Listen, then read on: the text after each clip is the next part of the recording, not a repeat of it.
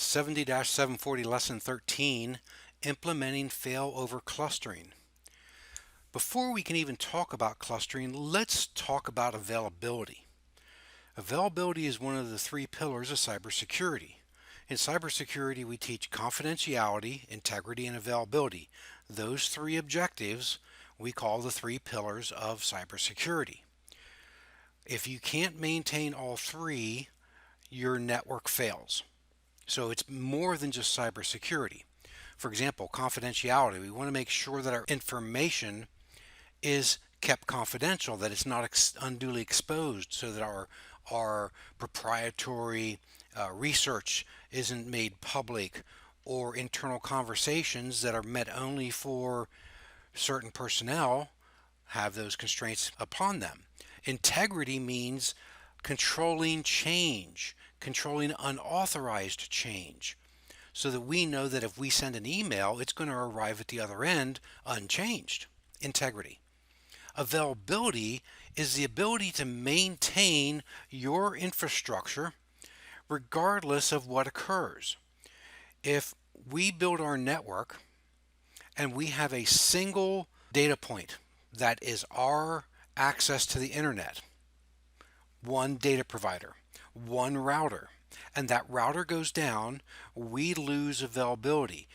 Our internal personnel cannot reach the internet to do research, to do development, to do whatever it is they may need to do on the internet, be able to retrieve items, downloads, whatever it might be.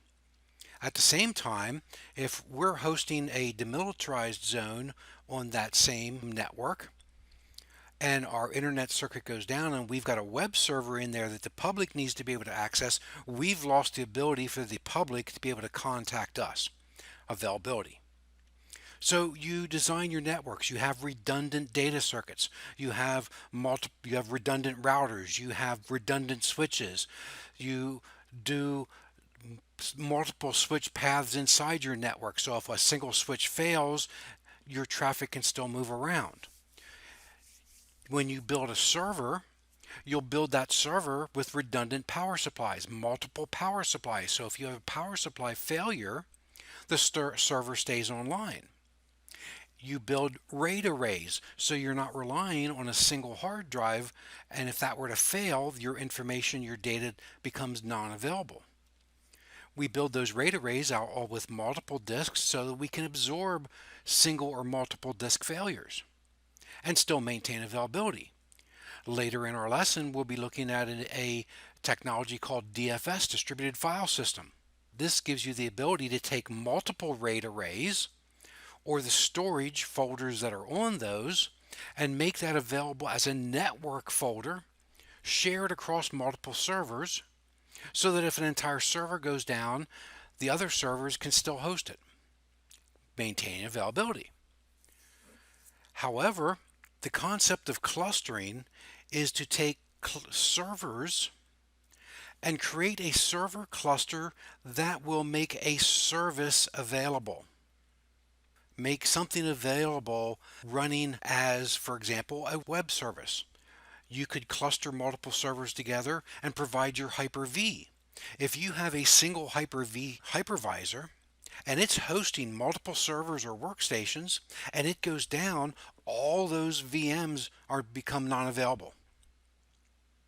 If you host that Hyper-V infrastructure in a cluster shared across multiple servers, you can have a server fail, the cluster stays up, therefore Hyper-V stays up. You're maintaining availability. This is what clustering is for.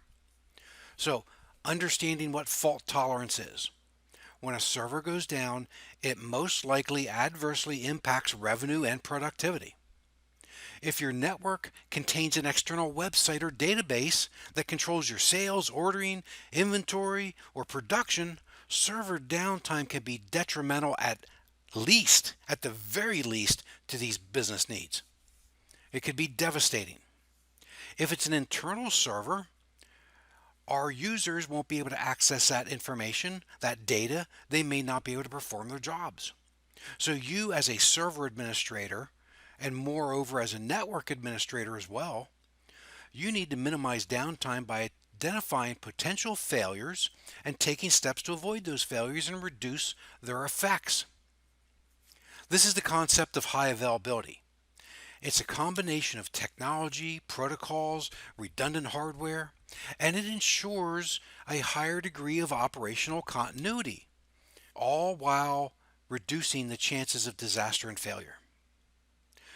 We use the term downtime.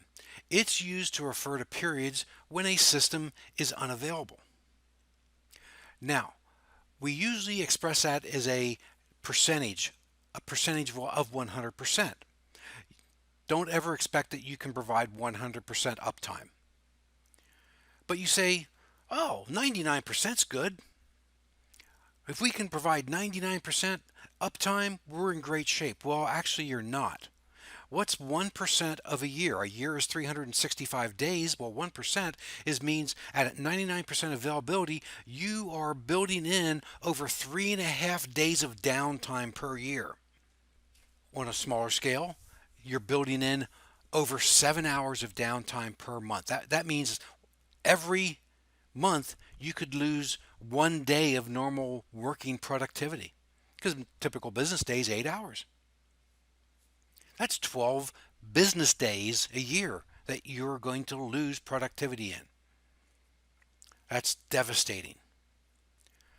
You say, let's do 99.9%. Well, that's a lot better. That's 44 minutes per month. Still, if you string that together, that could be an entire day lost to productivity in a year. 8.76 hours. Most times you're going to be looking for something a little bit better, and it depends on your data needs. Your organization may say, we can absorb that 0.1% per year. We're happy with 3 nines. If you're running an enterprise data center and you've got contracts that stipulate that you have to have availability, that may not be enough. That might cost you money because you might be in breach of the service level agreement. You may need to maintain 4 nines or even 5 nines. It all depends on the business needs.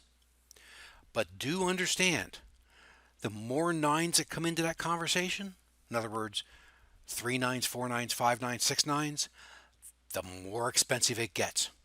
The much more expensive it gets. It does get much more expensive. If you need to be able to build in that type of uptime, it takes a high level of redundancy and fault tolerance.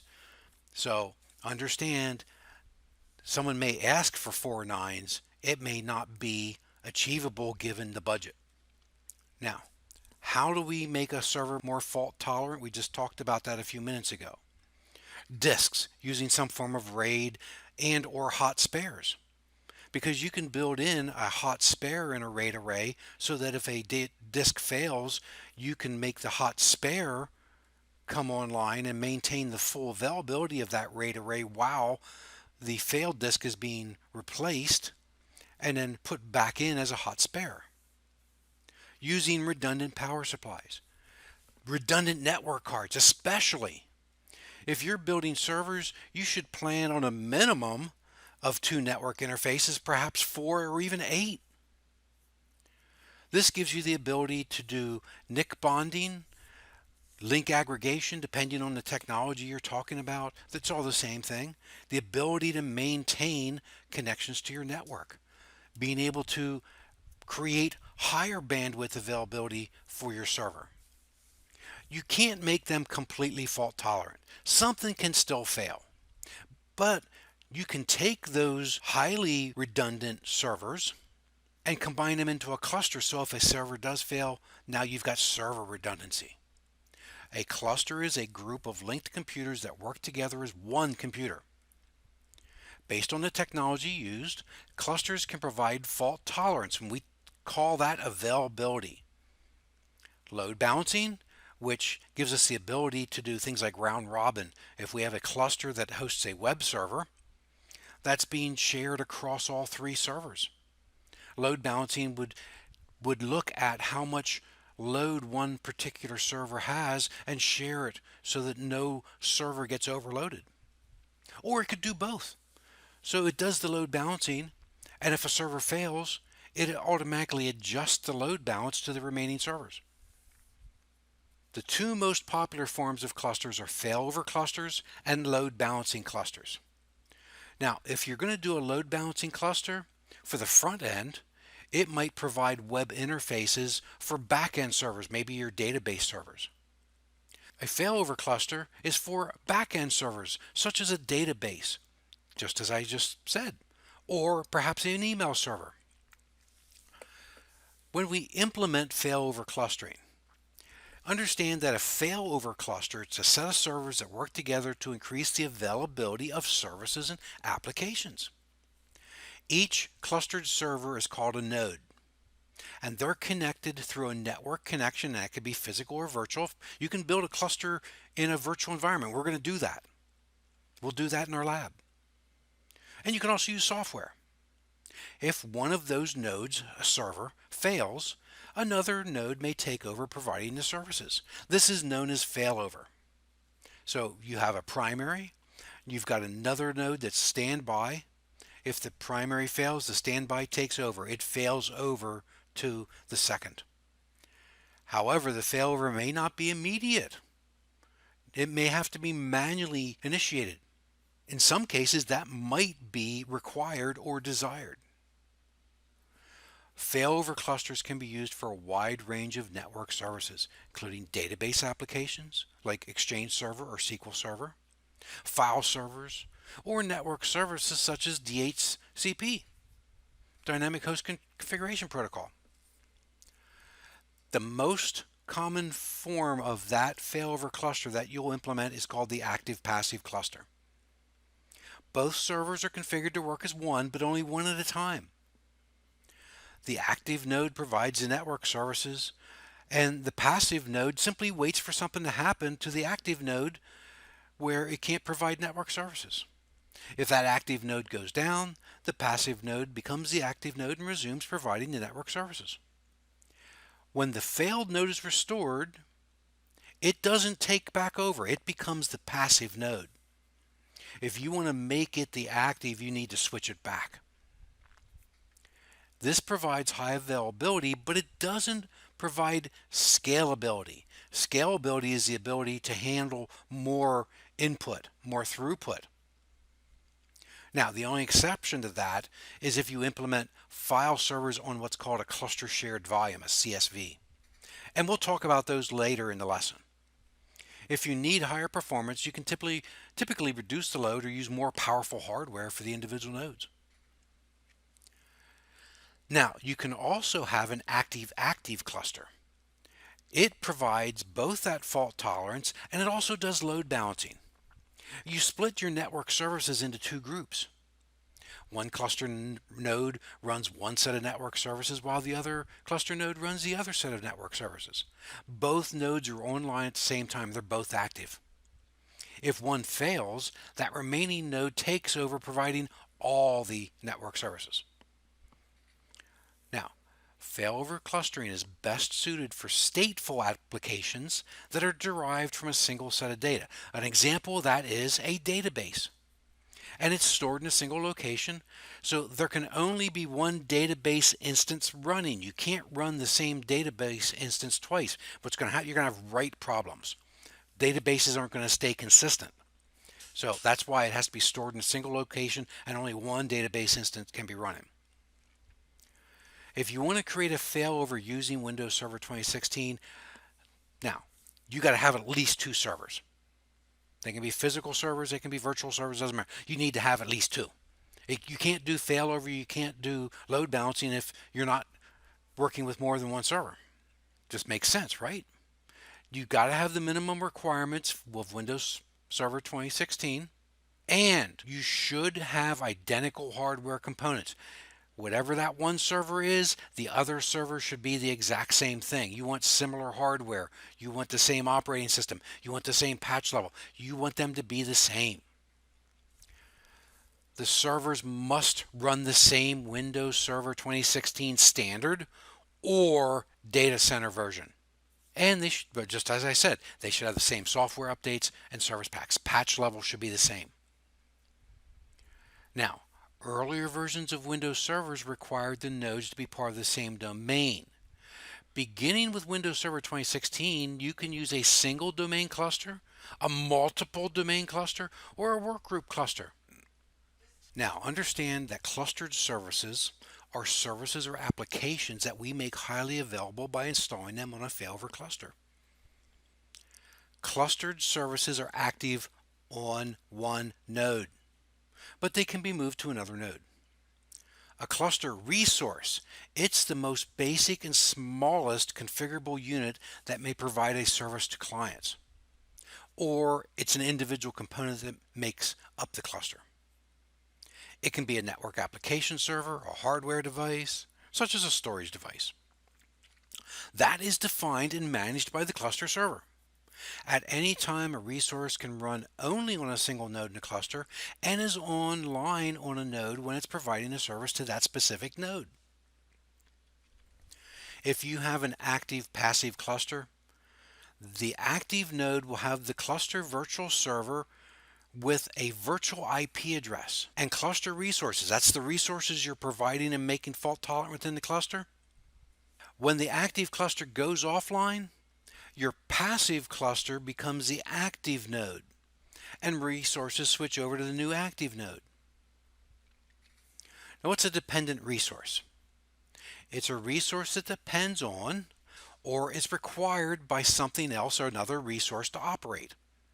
Now, for example, because a network name must be associated with an IP address, a network name is considered a dependent resource because it has to be associated with an IP address. It's dependent, right? Failover clusters consist of a number of components. Nodes, they're the servers that make up the cluster. They host the resources and the applications associated with the cluster. Now, in Server 2016, a failover cluster can have 64 physical nodes. And you can run up to 8,000 virtual machines on each cluster. Network, a common network that connects the cluster nodes. It's that simple. 3 types of networks can be used in a cluster: a public, a private, and a public-private.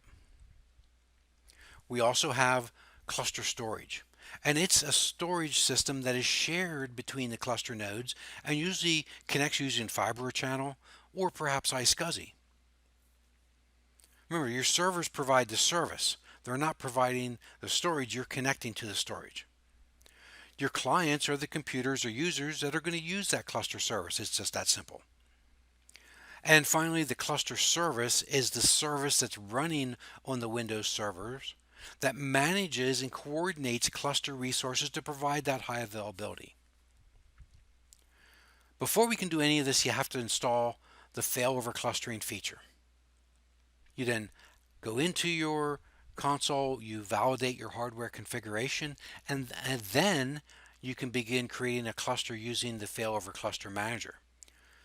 As we talked about, starting with Windows 2016, we could have multiple types of clusters. It can be a single domain cluster where it's all the members are in the same domain. It could be a work group cluster, so the clusters aren't even joined to a domain. Multiple domain clusters where the cluster nodes are a member of different domains. And then finally, workgroup and domain clusters where the cluster nodes consist of a mix of both domain servers and members that are not joined to the domain. The note to that is if your servers are not part of an Active Directory domain, if they're workgroup servers, you cannot use Kerberos authentication when accessing cluster resources. You have to use NTLM authentication. For Kerberos authentication, you need to select single domain or multiple domain clusters. What are our requirements for failover clustering? Well, there's a number of them. We already discussed some of them as far as the hardware and the type of server and the level of patching and the type and the installation of Windows Server. Make sure you read through and understand what the requirements are. This first sentence is above all. When creating a cluster, you should think identical systems are best. Those servers should be mirror images of each other. Same CPUs, same main board, same server, same amount of RAM, same CPU, same RAID arrays. If they've got a RAID 1 mirror for the operating system, whatever it might be. Same type of network connections. Make sure you understand those requirements. When we go to configure our cluster networking, we're talking about networking here. It only understand that failover clustering uses only IP-based protocols. So it's best suited to only IP-based applications. Nowadays, failover clustering supports both IPv4 and IPv6. As we discussed earlier, when you connect the cluster to a network, you can use a private network, a public network, or a public and private network. Private networks are used by cluster nodes to communicate with each other.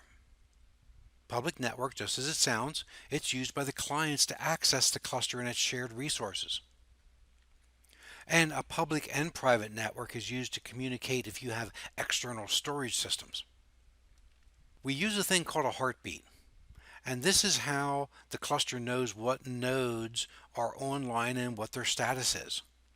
The heartbeats are transmitted and received on UDP port 3343. Every node in the cluster is going to have a computer name and it's going to have an IP address. The cluster has a cluster name and a cluster IP address. When the users connect to the cluster, they're going to connect to the cluster name and the cluster IP address. This way, it doesn't matter which one of those server nodes are online or active. The users simply connect to the active node. Now, clusters usually are going to need to access shared storage. So the cluster should have a public and private network to communicate with the shared storage. If you're going to use shared storage using fiber channel, that fiber channel connects to a dedicated network known as fabric. You build a fabric. If you're connecting to that shared storage using iSCSI, you can use the public network, or you can have a dedicated public and private network to handle only the iSCSI traffic. Sharing a public network can cause contention and latency issues for the users and the shared resources. But if you're just doing a test network, you could use a public network to do so. Our 2016 failover cluster uses a virtual network adapter called a Microsoft Failover Cluster Virtual Adapter. It gets an APIP address. It uses an alternate network if the private network or connection fails. Once the cluster is created, you can right-click a cluster network and choose Properties. When that cluster network properties dialog box opens, you can define whether the cluster network traffic will communicate over the cluster network, as you see in the illustration here. And you can also specify whether clients can connect through that network. Here are the steps for installing and creating the failover cluster. I'm not going to go through the steps. We'll be covering that in our lab. When it comes to configuring the cluster storage, understand that we're going to use shared storage to provide consistent data to the cluster nodes. Shared storage is accessed over a network so it can support multiple systems simultaneously. There's 4 shared storage options for a failover cluster. We could use serial attached SCSI. That's SAS. It's a low-cost option that requires the cluster nodes to be physically close to the drives. Understand that typically a SAS has a limited number of connections for cluster nodes. We can use iSCSI, Internet SCSI. It's one of our types of a SAN, a storage area network, that transmits SCSI commands over an IP network. We use a iSCSI initiator and an iSCSI target server. And it's included with Windows Server 2016. So we can build this without any extra fiber optics or anything else. It is highly recommended that that be done on a separate network than your client traffic, because this is for your storage. Lets your storage move on a separate network. Fiber channel It's a form of a SAN technology that's based on fiber optics. Typically, it's always going to offer better performance than iSCSI SANs, but it's more expensive, usually much more expensive, because you're going to need specialized equipment. Now, there is a second form of that fiber channel. It's called fiber channel over Ethernet, FCOE. It uses fiber channel protocol using 10 gigabit Ethernet networks or higher on a converged network. Remember talking about converged networks? It carries all sorts of traffic. Make sure you understand the guidelines for using a shared disk. I'm not going to read each one of these bullet points. That's up to you. Here are the instructions for adding shared drive to a cluster. We'll go through this in the lab. When it comes to configuring and optimizing a CSV, a cluster shared volume, traditionally a single node controls a LUN on the shared storage. However, beginning back with Windows Server 2008 R2, Windows can now use a clustered shared volume, a CSV. This allows multiple nodes to share a single LUN concurrently. Instead of taking control of the entire LUN, a node takes control of an individual file. With CSV, a clustered role can fail over quickly from one node to another node without requiring a change in drive ownership or dismounting and remounting a volume. After a disk has been added to a CSV, the volumes appear as a cluster shared volume file system, a CSVFS. Make sure that you read through and fully understand all these bullet points as far as the improvements and how Windows Server 2016 can be provided with NTFS or REFS, when that would be used. Here's the steps for adding a volume to a CSV. Understand the new CSV functionality. We can do this through PowerShell, just like everything else. If we can do it through a GUI, we can do it through PowerShell, almost 100%. What's a quorum? A quorum is used with a failover cluster to determine the number of failures that the cluster can sustain. If a quorum, which is the majority of the votes, is not reached, the cluster will stop running. Each voting element, except for the file sharing witness, contains a copy of the cluster configuration, and the cluster works to keep all copies synchronized at all times. So an example of this would be if a cluster has 5 nodes, and it requires 3 nodes running to have a majority. This would mean that 2 of those 5 nodes can fail and the cluster will still continue to function. So there's got to be 3 votes at a minimum of 3 votes at any time. If there's an even number of nodes, the cluster will need to have a witness assigned to the cluster to break a tie. That witness can be either a disk or a file share. Understand that a cluster protects only against hardware failure, such as a server with a faulty power supply, a motherboard, or processor.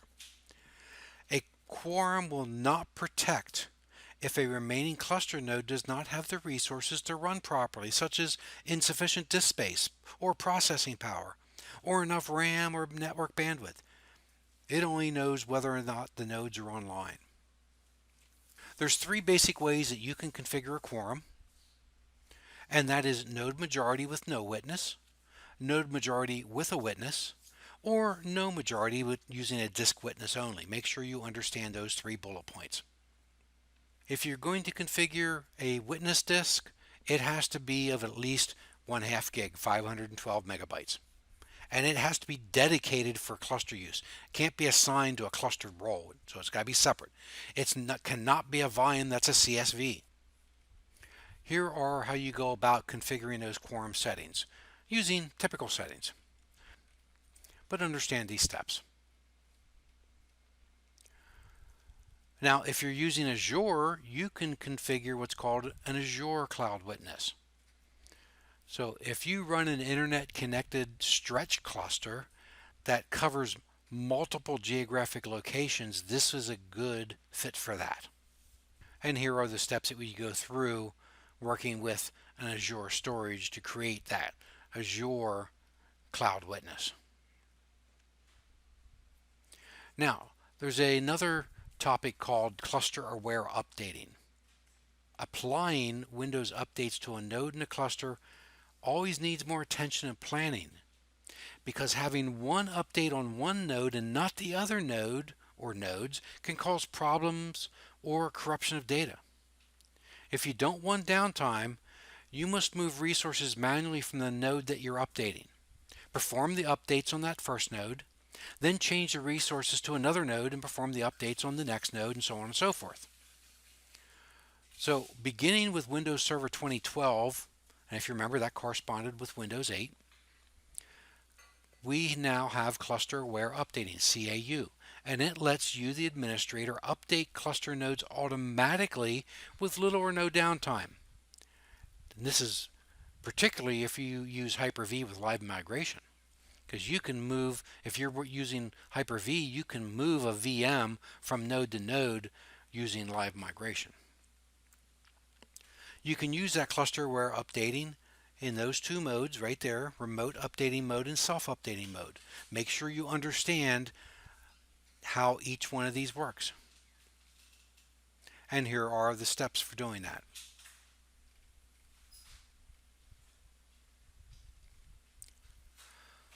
Now, implementing cluster operating system rolling upgrade. Let's say you have a cluster running on Windows Server 2016 and you want to upgrade Windows Server 2012 or Windows Server 2012 R2 to Windows 2016, you need to plan your upgrade. To replace cluster nodes or upgrade to a newer version of Windows, you need to migrate cluster roles or services from one cluster to another. You can migrate clusters running Server 2016. You can migrate these roles and configure them in one of two ways. Migrate from an existing cluster to a new cluster that is running Server 2016. In other words, you've got a cluster running Server 2012 R2. You migrate from that existing cluster to a new cluster that's already running Windows Server 2016. Or you perform an in-place migration on a two-node cluster. To perform that in-place migration on a two-cluster node, you actually perform a migration when you don't have extra computers to form a new cluster. Right? It'd be better to do the new cluster, honestly. But instead of migrating to a new cluster because you don't have the resources, you basically upgrade to Windows Server 2016. To do this, there are your 6 steps that you need to do it. And it begins with removing resources from one node, and you evict that node from the cluster. So you basically end up with a single node cluster. You perform a clean installation on that evicted server. You then create a one node failover cluster. You migrate your services and applications from the old cluster node to that new one you just upgraded to. You then remove the old node and you perform the same steps, and then you bring it back in. And here's your cluster wizard steps. With Windows Server 2012 R2 was the introduction of Active Directory Detached Cluster. This allows you to deploy a failover cluster without any dependencies in Active Directory domain services for a network name. When you create an Active Directory detached cluster, you register the cluster network names with the network names of the clustered roles to your DNS servers without creating computer objects in your ADDS. Here are all the steps to that, all the bullet points. I'm not going to read through each one of them. I want you to. It simplifies the process of deploying, managing, and maintaining your failover cluster. Understand the different applications that require Kerberos authentication, and if they do, it's not recommended to use the AD detached clusters. What's required before you create the failover clustering.